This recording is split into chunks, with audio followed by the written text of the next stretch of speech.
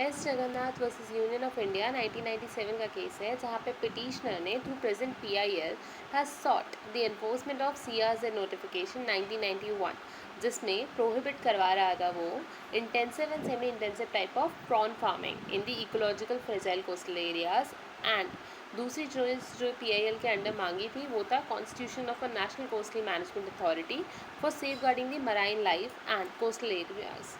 Basically दो चीज़ें enforcement में लाने की, पहला एनफोर्समेंट में सीआरजेड नोटिफिकेशन को ले आओ, ये मांग में रखी थी ताकि जो प्रोहिबिट करवा सके intensive and semi intensive type of prawn farming in the ecological fragile coastal areas.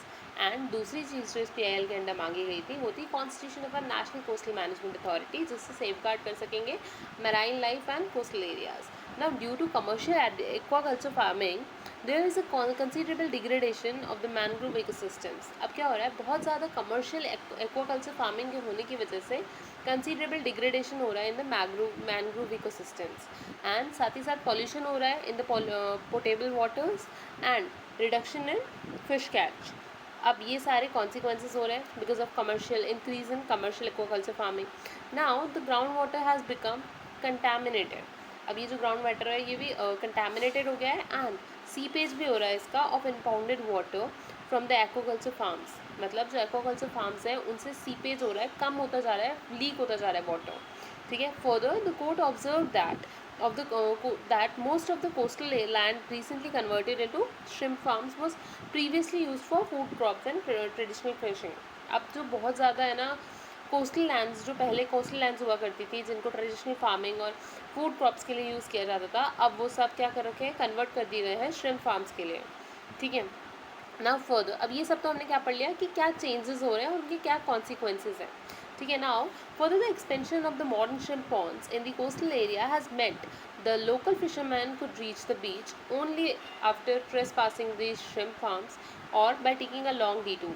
अब क्या समझ में आया इससे कि अब हमें जो चेंजेस समझ में आए उससे हमें क्या दिखता है कि ये जो मॉडर्न श्रिम्प पॉन्ड्स है ना, इनके एक्सपेंशन होने की वजह से अब हो क्या रहा है कि जो लोकल फिशरमैन है ना उसको हमेशा बीच मतलब उसको अगर बीच तक जाना है तो उसको ट्रेस पास करना पड़ेगा, मतलब घुसना ही घुसना पड़ेगा इन श्रिम्प फार्म से।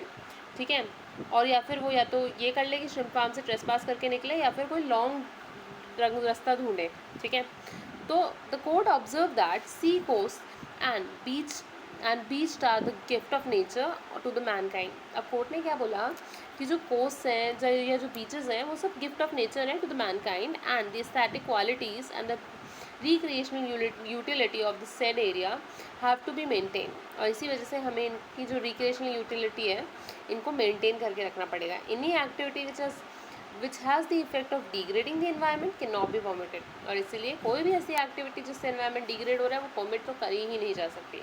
The effluents discharged by the commercial shrimp culture farms are covered by the definition of environment pollutant। अब जो भी कमर्शियल श्रिम्प कल्चर के फार्म्स हैं ना उनके द्वारा जो भी इफ्लुएंस डिस्चार्ज हो रहे हैं वो सब एनवायरमेंटल पॉल्यूटेंट के अंदर कंसीडर किए जाते हैं, उसको एनवायरमेंटल पॉल्यूशन कहा जाता है and they are hazardous substances.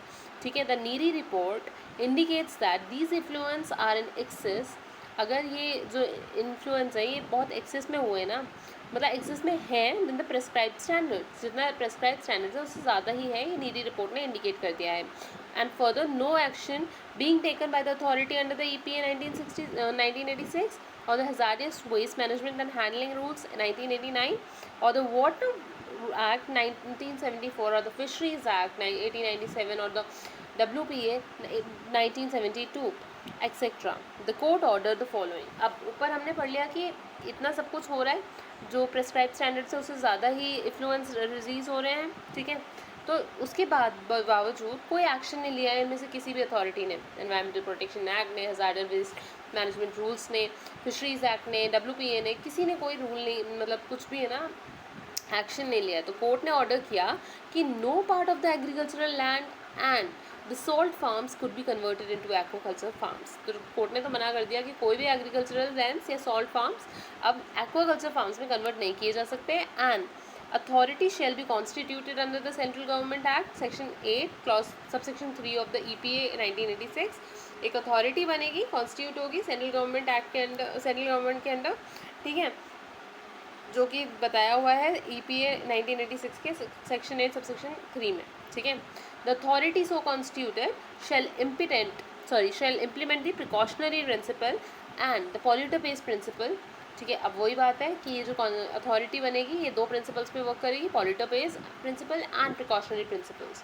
पहले तो प्रिकॉशन रख लो, प्रिकॉशनरी प्रिंसिपल, एंड देन अगर आपने गलती कर ही दी तो then polluter pays principle. Now no shrimp culture ponds can be constructed in the coastal areas. Coastal areas में कोई shrimp ponds construct नहीं कर सकते हो, ठीक है। Aquaculture industries functioning at present within 1 kilometer radius of Chilka Lake must compensate the affected persons. और कोई भी ऐसी एक्वाकल्चर इंडस्ट्रीज़ जो कि प्रेजेंट है, फंक्शन कर रही है विद इन 1 किलोमीटर के radius of the Chilika lake, तो वहाँ पे जिन भी पर्सनस को अफेक्ट हुआ है वो सारी की सारी एक्वाकल्चर इंडस्ट्रीज कंपनसेट करेंगे। Aquaculture functioning outside the CRZ should obtain prior permission and clearance from the authority within the prescribed time limit, failing which they must stop their operations. देखो simply चीज़ कि aquaculture functioning करने के लिए outside the CRZ आपको obtain करनी पड़ेगी permission and clearance from the authority जो अभी ऊपर कॉन्स्टिट्यूट हुई है, ठीक है। एंड अगर आप फेल कर जाते हो वो करने से तो आपको अपनी जो ऑपरेशंस है वो स्टॉप करने पड़ेंगे।